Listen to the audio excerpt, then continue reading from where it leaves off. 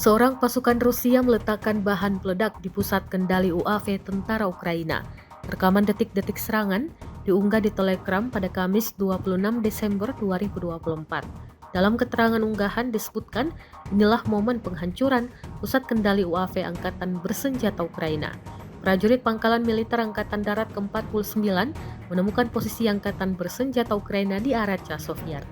Posisi tersebut menjadi tempat sistem UAV tentara Ukraina dikendalikan. Tentara Ukraina mencoba meluncurkan drone untuk pengintaian dan menyelesaikan tembakan yang mengungkapkan koordinat pastinya.